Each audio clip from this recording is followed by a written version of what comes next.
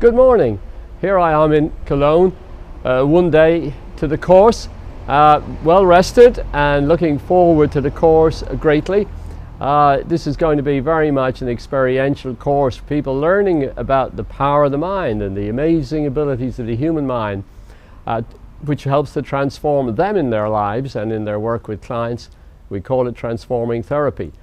And I'm looking forward now, as I've been talking to people who've been contacting me who are looking forward to the course.